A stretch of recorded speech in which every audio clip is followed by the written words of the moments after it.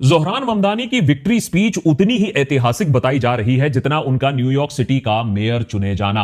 एक मुसलमान, एक इंडियन ओरिजिन इमिग्रेंट, एक outsider to the political system, जिसने अमेरिका की ओल्ड एस्टैब्लिश्ड पॉलिटिकल ऑर्डर को हिलाकर रख दिया है।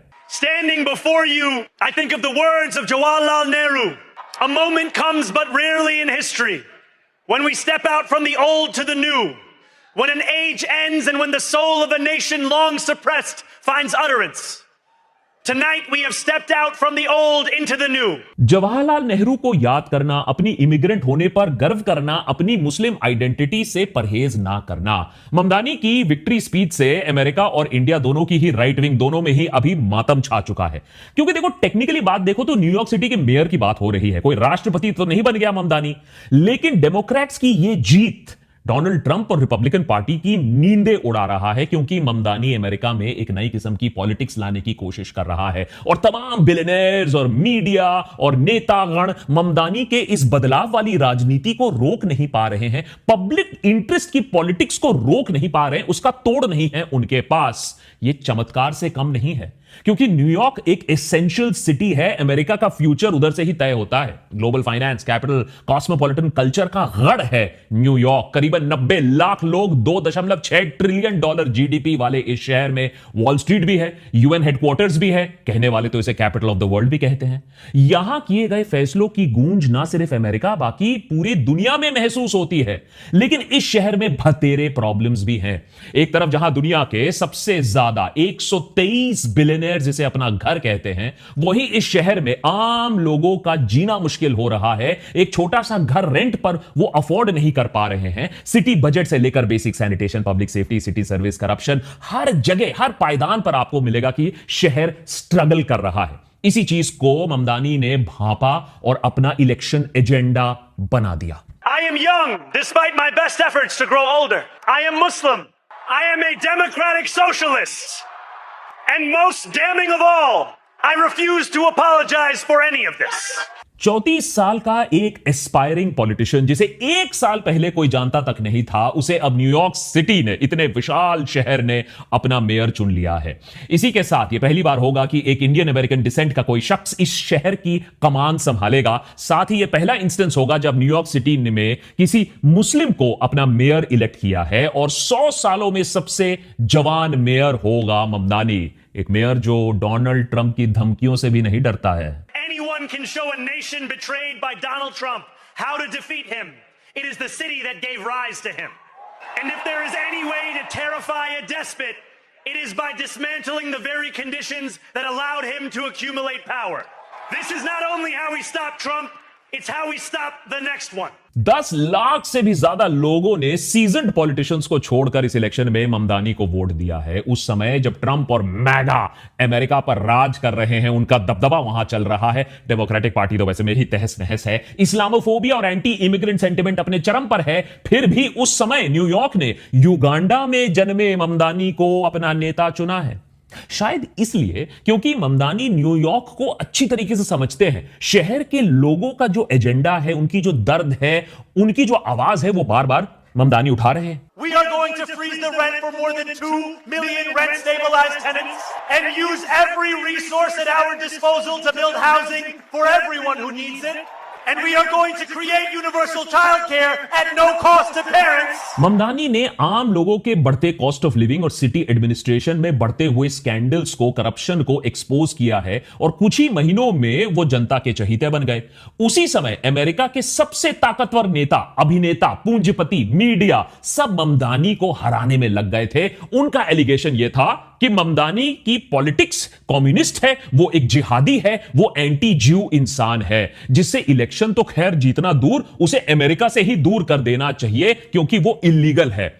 लेकिन इतने बड़े ऑपोजिशन के बावजूद ममदानी मेयरल इलेक्शन जीत जाते हैं। देशभक्त के आज के एपिसोड में समझने की कोशिश करेंगे कौन है जोहरान ममदानी, क्या है उसका पॉलिटिकल एजेंडा, क्या सच में अमेरिका को कम्युनिस्ट देश बनाना चाहते हैं या वो सच में लोगों की जिंदगी बेहतर करना चाहते हैं। ऐसा क्या किया उसने अपने मेयरल कैंपेन में जिसके आगे अमेरिकन बिलियनेयर्स, बड़े बड़े मीडिया कंपनीज, उन्होंने भी अपने हाथ खड़े कर दिए। और क्यों आज न्यूयॉर्क ही नहीं पूरी दुनिया भर में लोग ममदानी की जीत को खुशी की निगाहों से देख रहे हैं, उनके दिल में भी एक आशा की किरण जग रही है। मशहूर फिल्म मेकर मीरा नायर और युगांडन एकेडमिक महमूद ममदानी के बेटे जोहरान ममदानी का वैसे तो अमेरिकन पॉलिटिक्स से दूर दूर तक कोई नाता नहीं था, लेकिन जब एक एक्सपायरिंग लॉयर के नाते वो न्यूयॉर्क में आम लोगों के साथ काम करना उन्होंने शुरू किया, तब उनकी जिंदगी में एक बदलाव आता है। एज अ लॉयर उन्होंने कई टेनेंट्स को फोर्स्ड एविक्शन से बचाने में मदद की। फ्रीलांस म्यूजिक आर्टिस्ट और रैपर होने के साथ साथ अब ममदानी ने पब्लिक सर्विस को अपना एक पैशन बना लिया।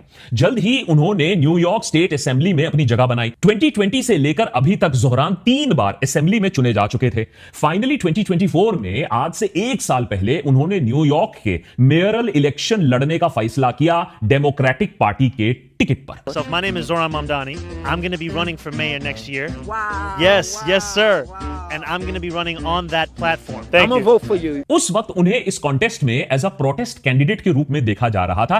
1% विक्ट्री के चांसेस थे शुरुआत में ममदानी के, क्योंकि उन्हें एज एन इंसर्जेंट जो एग्जिस्टिंग सिस्टम से लड़ने की बात करता था, अंदर से चुनौती देने की बात करता था। यह सिस्टम सालों से बाय द वे शहर के बिलियनियर चला रहे थे। अपने बेशुमार पैसे और पावर का उपयोग करके सिटी एडमिनिस्ट्रेशन को ये बिलियनियर्स इन्फ्लुएंस करते थे, इलेक्टोरल रिजल्ट्स को ये बिलियनियर्स ही चलाते थे। लेकिन जोहरान ने बोला बस अब और नहीं, लोगों की सरकार है, लोगों के हिसाब से चलेगी, ना कि बिलियनियर्स के हिसाब से। उन्होंने अपने कैंपेन में काफी पहले ही अमेरिका पर ये जो बड़े बड़े बिलियनियर्स हैं उन पर टैक्स बढ़ाने की बात करना शुरू कर दिया।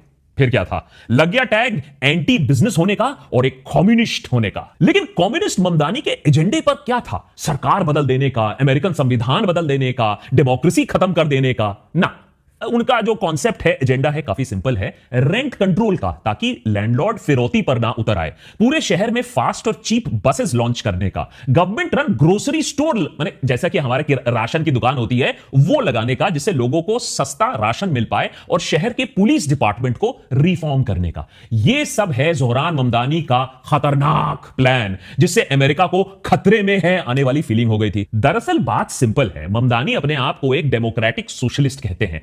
उनका फोकस प्राइवेट प्रॉपर्टी अबॉलिश करने का नहीं है, बिजनेसेस को नेशनलाइज कर देने का नहीं है, जो कि कम्युनिस्ट एजेंडा होता है, बल्कि वो सिर्फ चाहते हैं कि जो प्राइवेट प्लेयर्स हैं उनकी वजह से जो सरकारी रिसोर्सेज है वो आम लोगों से छिन ना जाए, लोगों को अपना हक मिले, उन पर सरकार अपना फोकस रखे, उनके स्ट्रगल्स को समझे। जैसे रेंट हो, हाउसिंग हो, फूड हो, पब्लिक ट्रांसपोर्ट हो, यह सरकार की ड्यूटी बनती है आम नागरिकों पर फोकस करना। वो अमीरों पर ज्यादा टैक्स लगाने की बात कर रहे थे इन एरियाज में लोगों के लिए क्वालिटी ऑफ लाइफ बेहतर करने के लिए। ये वही सोशलिज्म है बाय द वे जो मोदी आज इंडिया में भी चलाते हैं। हमने इस एपिसोड में आपको डिटेल में दिखाया था कि अपने स्कीम्स और रेवड़ी के चलते आज भारत के इतिहास में शायद सबसे बड़ा सोशलिस्ट लीडर नरेंद्र मोदी रहे हैं। तो इंडिया हो या अमेरिका हो, आम लोगों के स्ट्रगल्स पर अगर आप एक सिंगल माइंडेड फोकस रखोगे तो पॉलिटिक्स में बहुत आगे जा सकते हो। यह दिखा दिया है ममदानी ने। सोचो, एक यंग डेमोक्रेट सोशलिस्ट लीडर है, उसने गवर्नर एंड्रू कोमो जैसे रजे हुए नेता को हरा दिया न्यूयॉर्क जैसे शहर में। हालांकि कोमो भी एक डेमोक्रेट रहे हैं, लेकिन फिर भी उन्हें न्यूयॉर्क के बिलियनियर्स के काफी करीब माना जाता था। सालों से कोमो और न्यूयॉर्क की पॉलिटिक्स इन्हीं बिलियनियर्स के रहमो करम पर चल रही थी। लेकिन अब ममदानी ने कोमो के साथ साथ न्यूयॉर्क की पूरी पावर स्ट्रक्चर को भी हिला दिया। उसने बोला कि मैं डेमोक्रेट्स के पैसे पर नहीं नाचूंगा। इलॉन मस्क से लेकर डोनाल्ड ट्रंप इस बात से इतना खफा हुए कि एक पॉलिटिशियन अपने पैसे पर राइज कर रहा है, अपने पॉपुलैरिटी पर राइज कर रहा है, तो उन्होंने, अमेरिका के तमाम बिलियनियर्स ने, पॉलिटिशियंस ने भाई इस लड़के को रोकने की कोशिश शुरू कर दी। जोहरान ये नैरेटिव वॉर फिर भी जीत जाते हैं इतने ताकतवर लोगों से लोहा लेने के बाद भी। तो सवाल उठता है, ऐसा क्या कर दिया कि इसने बिलियनर्स को भी हरा दिया? एक जवान, कैरिज्मेटिक और सोशल मीडिया फ्रेंडली कैंडिडेट होने की वजह से ममदानी टिकटॉक और इंस्टाग्राम जैसे प्लेटफॉर्म्स पर काफी पॉपुलर बन गए, लेकिन इतना भी पॉपुलर नहीं कि वो इलेक्शंस अपने आप जीत लें। अपने मेयरल रेस की कैंडिडेसी अनाउंस करने के बाद उन्होंने अपने सोशल मीडिया कंटेंट को और इनरिच किया। इस पर हमने पूरा डिटेल्ड एपिसोड भी बना के रखा है कि कैसे एक ब्लूप्रिंट बनाया है सोशल मीडिया कैंपेनिंग पर। उनके कैंपेन का पहला वायरल मोमेंट आया ट्रंप के इलेक्शन विक्ट्री के साथ, जहां वो सड़कों पर घूम घूम कर immigrants, black voter, women voters को पूछ रहे थे कि आखिर उन्होंने ट्रंप के लिए वोट क्यों किया। यहीं से वो डोनर्स के नजर में भी आना शुरू हो जाते हैं। उनका कैंपेन धीरे धीरे आगे बढ़ने लगता है। लोगों से बात करना ममदानी की सोशल मीडिया रीच बढ़ाता है। इसीलिए आने वाले महीनों में उन्होंने शहर के अलग अलग कोनों में अलग अलग टेबल पर जाकर लोगों से बातचीत करना शुरू किया। इनमें से बेस्ट इंटरेक्शंस को वो सोशल मीडिया पर अपलोड कर देते थे और वहां से वो पॉपुलैरिटी बटोरने लगे। न्यूयॉर्क में 800 से भी ज्यादा लैंग्वेजेस बोले जाते हैं। उनमें से मैक्सिमम लोगों तक पहुंचने के लिए ममदानी ममदानी ने इंग्लिश, स्पेनिश के अलावा हिंदी, अरबिक जैसे लैंग्वेजेस का भी इस्तेमाल किया एक कनेक्ट बनाने के लिए विथ द वोटर्स। ममदानी के कैंपेन के लिए सबसे बड़ा ब्रेक आता है डेमोक्रेटिक प्राइमरीज में, जहां उन्होंने अपनी ही पार्टी के 6 और लोगों से लोहा लिया, उनके अगेंस्ट कंटेस्ट किया अपनी जगह बनाने के लिए। इन प्राइमरी मेयरल डिबेट्स में ही ममदानी को पहली बार अपने सोशल मीडिया फॉलोअर्स से आगे जाकर पूरे इलेक्ट्रेट के साथ बात करने का मौका मिला। इस साल जून के शुरुआत में इन डिबेट्स में लोगों ने पहली बार ममदानी को बाकी कैंडिडेट्स के साथ कंपेयर किया, तोला, उनके रेडिकल पॉलिसीज को रिलेट किया और उनके कैंपेन को क्लोजली फॉलो करना शुरू किया कि यह बंदा करना क्या चाहता है। इसी कैंपेन के कुछ वायरल मोमेंट से ममदानी का नाम न्यूयॉर्क के घर घर तक पहुंच जाता है। इतना ही नहीं, इन डिबेट्स में इजराइल और पैलेस्टाइन के कुछ आंसर्स तो पूरी दुनिया में वायरल हो जाते हैं, स्पेशली वो पार्ट जहां एक लाइन से बाकी सारे कैंडिडेट्स इलेक्शन जीतने के बाद इजराइल जाने के नारे लगाने शुरू कर देते हैं, होली वॉल को किस करने की बातें करते हैं, आखिर जूइश बिलियनर्स का पैसा जो चाहिए। वही सुनिए, एक अकलौते कैंडिडेट वो थे जिनका आंसर अलग था। Significant. Where would you go first? I would visit the Holy Land. I would go to Israel. Yeah, I'd make my 4th trip to Israel. I would stay in New York City. My plans are to address New Yorkers across the 5 boroughs and focus